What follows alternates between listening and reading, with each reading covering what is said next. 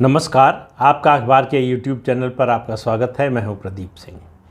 2 राज्यों में चुनाव होने वाले हैं नवंबर-दिसंबर में, गुजरात और हिमाचल प्रदेश में, और इन दोनों राज्यों में आम आदमी पार्टी चुनाव लड़ने जा रही है। तो अगर आम आदमी पार्टी चुनाव लड़ने जा रही है तो आप समझ लीजिए कि झूठ की जो मशीन है, अफवाहों की जो मशीन है, वो बहुत तेज़ी से चल रही है। और हरिशंकर परसाई ने अपने एक लेख में लिखा है कि कई तरह का आत्मविश्वास होता है। धन का आत्मविश्वास होता है, बल का आत्मविश्वास होता है, बुद्धि का आत्मविश्वास होता है, और सबसे बड़ा आत्मविश्वास नासमझी का होता है। तो नासमझी वाला जो आत्मविश्वास है वो आदमी को उसी को नुकसान पहुंचाता है जो इस तरह के आत्मविश्वास को प्रदर्शित करता है। अरविंद केजरीवाल और उनकी पार्टी के नेता इसी में यकीन करते हैं, इसी सिद्धांत पर यकीन करते हैं। हालांकि उस पार्टी का कोई सिद्धांत नहीं है, कोई विचारधारा नहीं है। उनको मालूम नहीं है कि वो जो अपनी कुर्सी के पीछे शहीद भगत सिंह और डॉक्टर भीमराव अंबेडकर की फ़ोटो लगाते हैं, उनकी सोच क्या है, उनकी विचारधारा क्या थी, उन्होंने क्या काम किया। मुझे नहीं लगता कि उनके बारे में आम आदमी पार्टी को किसी को पता है। इसलिए लगाते हैं, शहीद आज़म कहा जाता है भगत सिंह को, तो उनको लगता है कि हमको भी उसी तरह से देखा जाएगा। डॉक्टर भीमराव अंबेडकर का इसलिए लगाते हैं कि उन्होंने भारत का संविधान बनाया। इससे ज़्यादा इनका इन दोनों नेताओं से इस पार्टी का वही रिश्ता है जो समाजवादी पार्टी का डॉक्टर राम मनोहर लोहिया से है, अखिलेश यादव का डॉक्टर राम मनोहर लोहिया से है। उनके बारे में भी अखिलेश यादव को कुछ पता होगा, इसका आप दावा नहीं कर सकते हैं। लेकिन पार्टी उनकी है, किसी का भी चित्र लगाएं, किसी का भी समर्थन करें, किसी के भी अनुयायी होने का दावा करें, फॉलोअर होने का दावा करें, कोई उनको रोक नहीं सकता। लेकिन सवाल ये है कि एक पार्टी और उसका एक नेता जिसकी अब 2 राज्यों में सरकार है, वो इतने दावे के साथ, इतने आत्मविश्वास के साथ कोई झूठ कैसे बोल सकता है?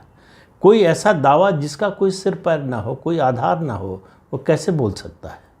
और आप देखिए कि जहाँ जहाँ चुनाव लड़ने जाते हैं अरविंद केजरीवाल यानी उनकी पार्टी, वहाँ वहाँ आपको इस तरह की बात सुनने को मिलेगी। वो गोवा में चुनाव लड़ने गए तो चुनाव अभियान की शुरुआत के साथ ही उन्होंने हमला बोला वहाँ के मुख्यमंत्री प्रमोद सावंत पर, और कहा कि बीजेपी तो बहुत नाराज़ है इनसे, बड़ा घपला है, बड़ा करप्शन है, और बीजेपी जो है को मालूम है कि अगर ये मुख्यमंत्री रहे तो पार्टी चुनाव नहीं जीतेगी, तो उनको हटाने वाली है। आज हटा दिया जाएगा, कल हटा दिया जाएगा, बस हटने ही वाले हैं।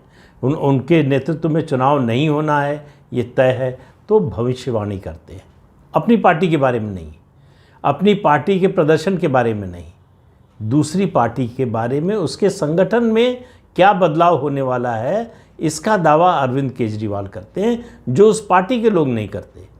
तो अब उस पार्टी में तो किसी ने मांग की नहीं कि प्रमोद सावंत को हटा दिया जाए, न पार्टी ने उस पर विचार किया। प्रमोद सावंत चुनाव से पहले भी मुख्यमंत्री थे और धूम धड़ाके से चुनाव जीते, उसके बाद भी मुख्यमंत्री हैं।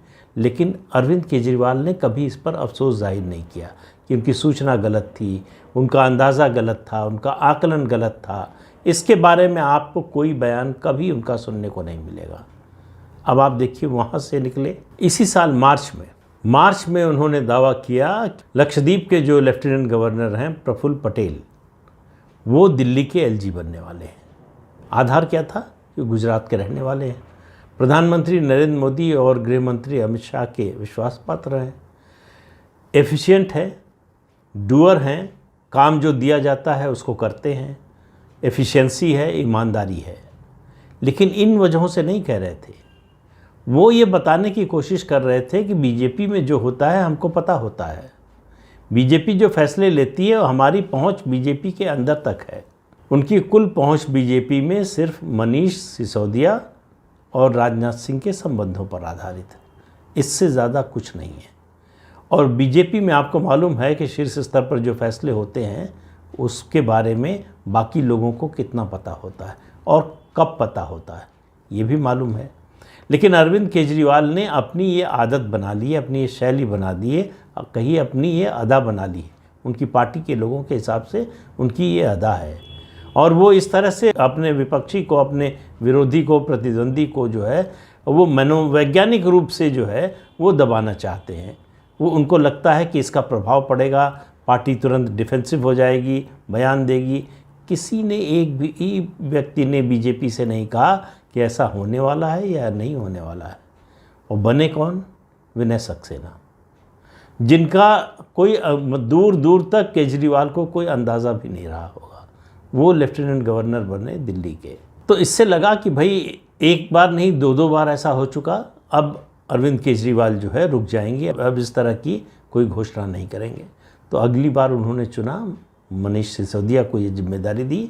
डिप्टी सीएम हैं, उनके साथी हैं, नंबर 2 हैं सरकार में, तो कि भाई हम ही झूठ बोलें, तुम भी कुछ बोलो। तो मनीष सिसोदिया ने शुरू किया कि बीजेपी का शीर्ष नेतृत्व हिमाचल के मुख्यमंत्री जयराम ठाकुर से बहुत नाराज़ है और उनको हटाया जाना है। उनके नेतृत्व में चुनाव नहीं होगा, चुनाव से पहले अनुराग ठाकुर को मुख्यमंत्री बना दिया जाएगा। तो यहाँ मनीष सिसोदिया को जिम्मेदारी मिली तो वो एक कदम आगे चले गए। उन्होंने ये इतना ही नहीं बताया कि हटा दिया जाएगा, उन्होंने कहा कि अनुराग ठाकुर को मुख्यमंत्री बनाया जाएगा। अब जो बीजेपी की राजनीति जानता है, हिमाचल प्रदेश की राजनीति जानता है, जो जानता है कि बीजेपी में फैसले कैसे होते हैं, वो ये बात सुनते ही कुछ कहेगा क्या? वो हंसेगा कि ये कौन कौन नासमझ व्यक्ति है जो इस तरह की बातें कर रहा है।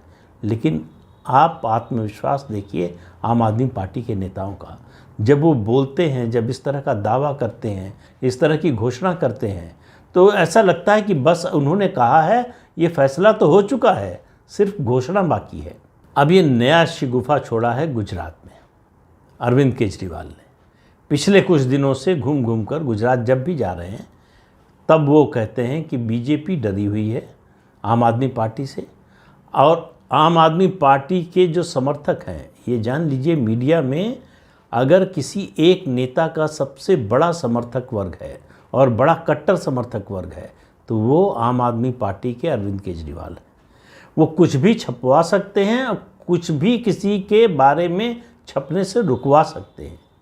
ये ताकत सिर्फ अरविंद केजरीवाल में, और ये सारी ताकत विज्ञापन से आती है। विज्ञापन देकर वो ये ताकत हासिल करते हैं और फिर विज्ञापन रोकने की धमकी देकर उस अपनी बात को मनवाते हैं। तो दिल्ली में तो उनका पूरा राज चलता है। दिल्ली में ऐसी कोई खबर नहीं छप सकती, किसी अखबार में, किसी चैनल पे नहीं चल सकती जिसको अरविंद केजरीवाल नहीं चाहते हो। और मैं कह रहा हूँ, इसका अपवाद भी नहीं है कोई, कि कोई एक चैनल हो, कोई एक अखबार हो जो ये कहे कि नहीं अरविंद केजरीवाल नहीं चाहते हैं, तब भी ये छपेगा। ऐसा नहीं हो सकता है। वो आम आदमी पार्टी के विरोधी नेता का इंटरव्यू छपने से रोक सकते हैं, उसके बारे में खबर रुकवा सकते हैं, और अपने बारे में कुछ भी जो चाहें वो छपवा सकते हैं। सही है गलत है इससे कोई मतलब नहीं है। उनको डिफेंड करने वाले हर न्यूज़ रूम में आपको मिल जाएंगे। ये है ताकत अरविंद केजरीवाल की। एक छोटा सा, जो हम लोग बहुत कहते हैं ना कि कितना बड़ा स्टेट है, एक म्यूनिसिपैलिटी के बराबर का स्टेट है, तो ये होता है कैसे अधिनायक काम करता है, उसका उदाहरण है। ये ताकत देश का नेता होने, सबसे लोकप्रिय नेता होने, देश का प्रधानमंत्री होने के बावजूद नरेंद्र मोदी के पास नहीं है। ये ताकत जिनके बारे में आरोप लगता है कि बहुत अपनी ताकत का इस्तेमाल करते हैं, अमित शाह, उनमें भी नहीं है कि जो चाहें छपवा लें, जिस अखबार में चाहें छपवा लें, जिस जगह पर चाहें वहाँ छपवा लें, और चैनल पे जिस समय चाहें चलवा लें। तो अब उन्होंने नया शुरू किया है गुजरात में कि बीजेपी इतना डर गई है कि वो चुनाव से पहले मुख्यमंत्री बदलने जा रही है। भूपेंद्र पटेल को हटाने जा रही है, क्योंकि वो उनके नेतृत्व में, वही फॉर्मूला वही है कि उनके नेतृत्व में पार्टी ने मान लिया है कि चुनाव नहीं जीत सकते, इसलिए जो है बदलकर अमित शाह को लाया जा रहा है। तो अब सवाल ये है, आपके मन में भी उठा होगा कि अमित शाह का ही नाम क्यों लिया? और नेता हैं बीजेपी में, गुजरात में और नेता हैं, उनका नाम ले सकते थे। अमित शाह, एक अगर आप क्रिकेट की कमेंट्री सुनते हो या क्रिकेट में थोड़ी बहुत रुचि हो, तो आपको पता चलेगा कि क्रिकेटर, जो ख़ास तौर से बैट्समैन, अगर आउट हो जाए सस्ते में, गलत खेल कर आउट हो जाए, तो उसका सबसे पहला तर्क होता है कि बॉल अनप्लेएबल थी, यानी इस बॉल को और कोई खेल नहीं सकता था, तो मैं नहीं खेल पाया तो कौन सी बड़ी बात हो गई। तो उनका कहना है कि बीजेपी इतना डरी हुई है, बीजेपी गुजरात में इतनी कमज़ोर हो गई है कि उसको अमित शाह को उतारना पड़ रहा है। और हमारे मुकाबले हम जब कैंपेन करने निकले हैं तो अमित शाह से नीचे और किससे क्या लड़ेंगे। गनीमत है उन्होंने ये नहीं कहा कि नरेंद्र मोदी प्रधानमंत्री पद छोड़कर गुजरात के मुख्यमंत्री बनने आ रहे हैं।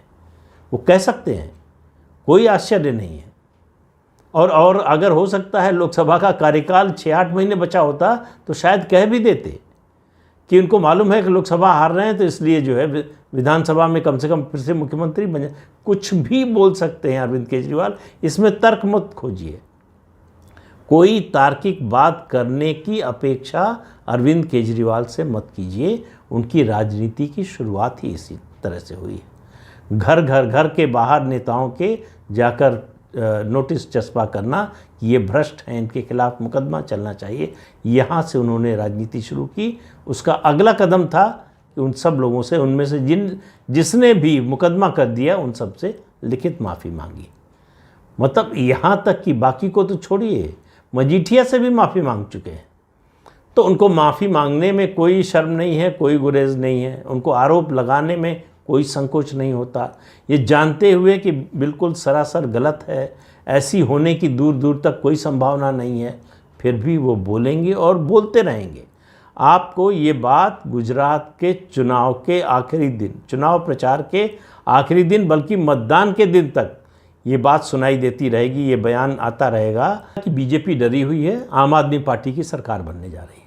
आम आदमी पार्टी की सरकार उत्तराखंड में बन रही थी।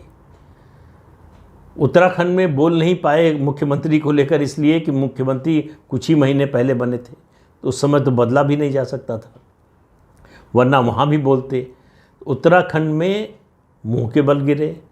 गोवा में गए, 2 सीटें जीते, वो भी इंडिविजुअल्स जीते हैं, पार्टी का ऐसा कोई आधार नहीं है। उत्तर प्रदेश में क्या हाल हुआ आपको मालूम है।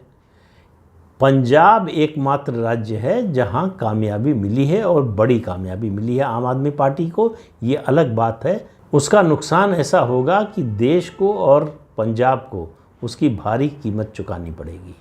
और जिस तरह से वहाँ की सरकार चल रही है, उससे लगता है कि इसमें बहुत देर नहीं लगने वाली है। लेकिन बात अभी अरविंद केजरीवाल और गुजरात की हो रही है। तो हिमाचल से ये तीर तुक्का चलाकर निकले तो गुजरात में ये चलाया। गुजरात में जो कॉरपोरेशन के चुनाव हुए थे अभी कुछ समय पहले, उसमें सूरत में उनके कॉरपोरेटर जीते थे। क्यों जीते थे? क्योंकि उस समय हार्दिक पटेल कांग्रेस से नाराज़ चल रहे थे। वो कांग्रेस के कार्यकारी अध्यक्ष थे, कांग्रेस में उपेक्षा हो रही थी, नाराज़ चल रहे थे, इसलिए उन्होंने समर्थन किया आम आदमी पार्टी के उम्मीदवारों का सूरत में। और सूरत में उनके 17 या 22 कुछ ऐसे कॉरपोरेटर जीत गए। उसको बहुत भारी जीत के रूप में पेश किया गया, और उसके आधार पर कहा जा रहा है कि बस डार्क हॉर्स है आम आदमी पार्टी, सरकार भी बन सकती है गुजरात में। तो देखिए, राजनीति में आशावाद बड़ी चीज़ होती है। जो आशावादी नहीं होगा वो राजनीति नहीं कर सकता। लेकिन एक चीज़ हकीकत भी होती है, वास्तविकता भी होती है, ज़मीनी सच्चाई भी होती है। उसका भी तो ध्यान रखा जाना चाहिए, जिससे अरविंद केजरीवाल का दूर दूर तक कोई लेना देना नहीं। और जिस तरह से उनकी पार्टी के नेता भ्रष्टाचार में फंसते जा रहे हैं, वो जो एकमात्र उनका जो यूएसपी थी, ये भ्रष्टाचार के खिलाफ है, ईमानदार लोग हैं, वो तो ख़त्म हो चुकी है। वो उनकी यूएसपी ख़त्म हो चुकी है। तो अब उन्होंने नया रास्ता पकड़ा है राष्ट्रवाद का। मैंने पिछले वीडियो में कहा था, फिर कह रहा हूँ, आगे भी कहूँगा कि अरविंद केजरीवाल किसी योजना की घोषणा करें तो सोचिए कि ये क्यों किया गया है, इसमें कहाँ से पैसा बन सकता है, ये दृष्टि ज़रूर रहती है। उसके दूसरे मकसद भी होते हैं, लेकिन इसके बिना कोई घोषणा नहीं हो सकती है। तो आगे आने वाले दिनों में बताऊंगा। अभी तो जांच के आदेश हो गए हैं, जो क्लासरूम बनवाए उसमें क्या घोटाला हुआ है। एक्साइज पॉलिसी की जांच चल ही रही है। तो आने वाले दिनों में अरविंद केजरीवाल और उनके साथियों के भ्रष्टाचार के और मामले सामने आने वाले हैं। फिलहाल गुजरात चुनाव के बाद देखिएगा वो क्या बोलते हैं। अमित शाह को उसके बाद वो कहाँ भेजते हैं, तो इंतज़ार कीजिए। अब भी मैं भी करता हूँ। तो आज के अंक में इतना ही। अगले अंक में फिर मिलेंगे किसी नए मुद्दे के साथ। तब तक के लिए इजाज़त दीजिए। आपसे अनुरोध है कि चैनल देखिए, शेयर कीजिए, लाइक कीजिए और सब्सक्राइब ज़रूर कीजिए। नमस्कार।